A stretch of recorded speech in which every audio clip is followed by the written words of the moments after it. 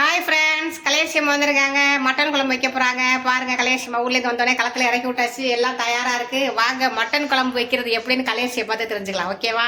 வாங்க வாங்க. செக்கில் ஆட்டுன சுத்தமான நல்லெண்ணெயை கலையரசியம்மா ஊற்றிட்டாங்க. போடுங்க. சோம்பு, பட்டை வகை. நல்லெண்ணெய் ஊற்றி தான் குழம்பு வைக்கணும் இல்லை? அப்போ தான் வாசனையாக இருக்குமா? கறி குழம்பு வாசமா. கருவேப்பிலை, பச்சை மிளகாய் போடுங்க. வெங்காயம்,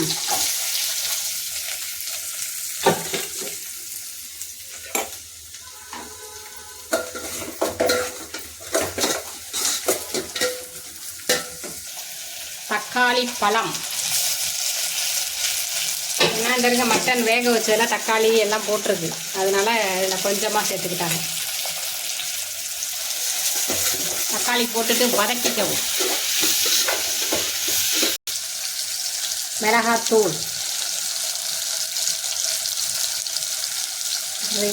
இரண்டு ஸ்பூன் மிளகாத்தூள், மஞ்சாத்தூள், இஞ்சி பூண்டு பேஸ்ட்டு, மட்டன் வேக வைக்கலையும் சேர்த்துட்டோம், இப்பையும் சேர்த்துக்கிட்டோம். எல்லாத்தையும் இப்போ நல்லா வதக்கிக்கிறாங்க. மல்லித்தூள்,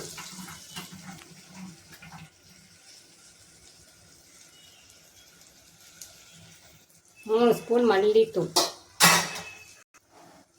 தேங்காய் விழுது. இதில் கசகசா, முந்திரி, சோம்பு எல்லாம் போட்டு அரைச்ச தேங்காய் விழுது.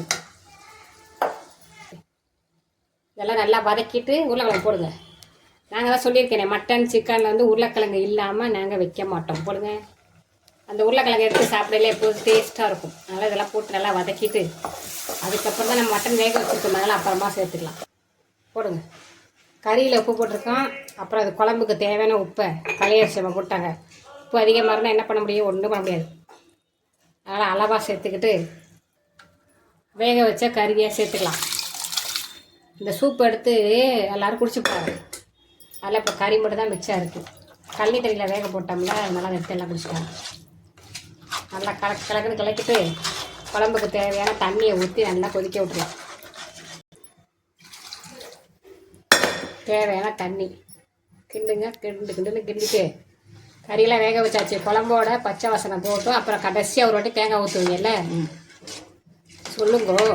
கடைசியாக ஒரு வாட்டி தேங்காய் ஊற்றி ஆமாம் இறக்கணும். இறக்கும்போது பார்க்கலாம். இப்போ வேகட்டும். வா, கலையரசியம்மா வச்ச மட்டன் குழம்பு வாசனை தூக்குது, தெருவே மணக்குது. ஓகேவா? சூப்பராக ரெடி ஆயிடுச்சு. அப்படியே சாதத்தில் போட்டு சாப்பிட்டோன்னு வச்சுங்க, வேறு லெவல். லாஸ்ட்டாக ஃபைனல் டச் என்ன பண்ணணும்? கொத்தமல்லி தலையை போட்டு அடுப்பை ஆஃப் பண்ணிக்கலாம். கலையரசியம்மா ரெஸ்ட் எடுக்க போயிட்டாங்க குழம்பு வச்சுட்டு. அதனால் சுபா வந்து ஃபினிஷ் பண்ணி முடிச்சிட்டேன். ஓகே, பாய்.